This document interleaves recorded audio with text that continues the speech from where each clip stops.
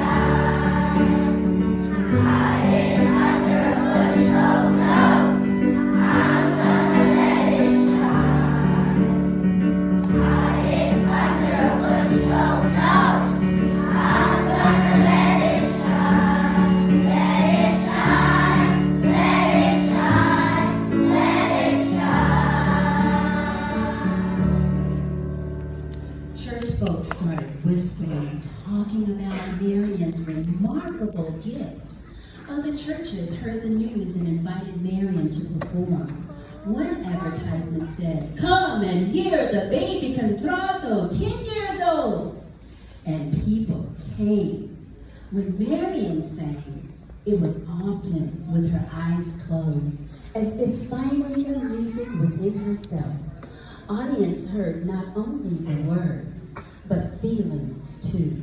Spirited worship, tender affection, and nothing short of joy. She was chosen for the celebrated People's Chorus, 100 voices from all the black churches in Philadelphia. She was one of the youngest members and had to stand on a chair so she could be seen from the back. Her father was proud too, very protective. He didn't want anyone taking advantage of his daughter. His love made her feel very important.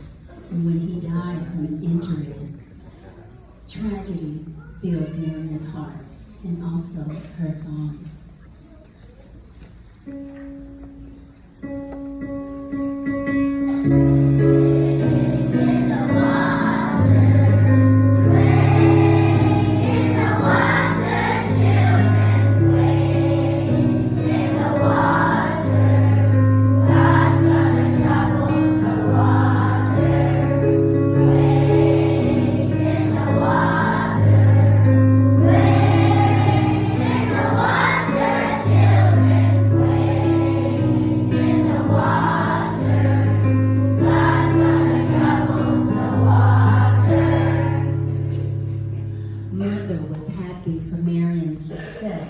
But reminded her that no matter what she studied, she had to take extra time so that she could do it well.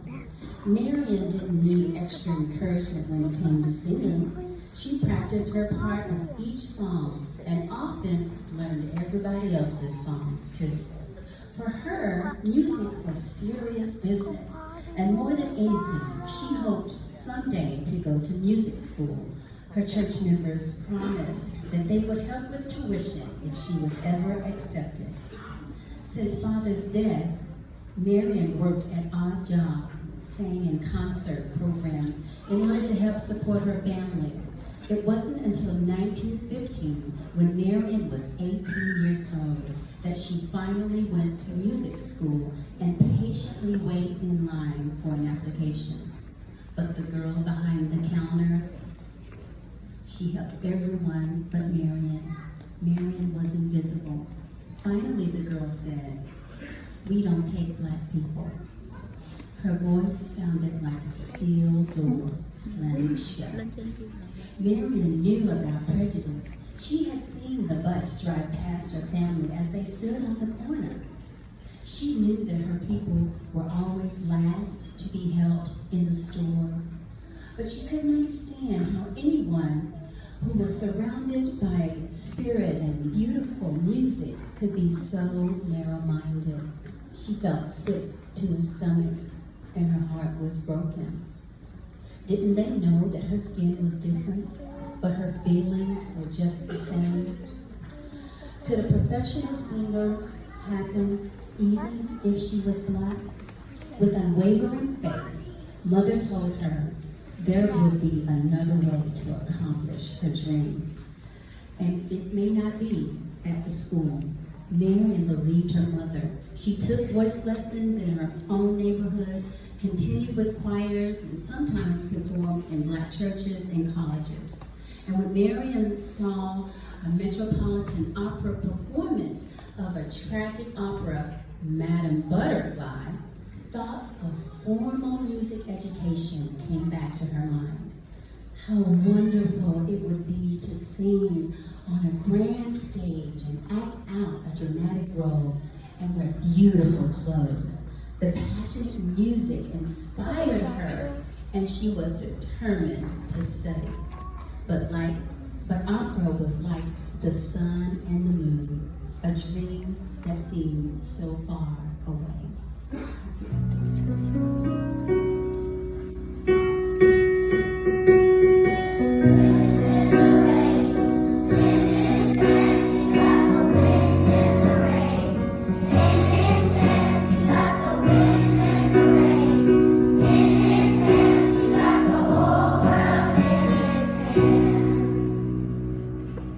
As a young woman in her 20s, Marion was invited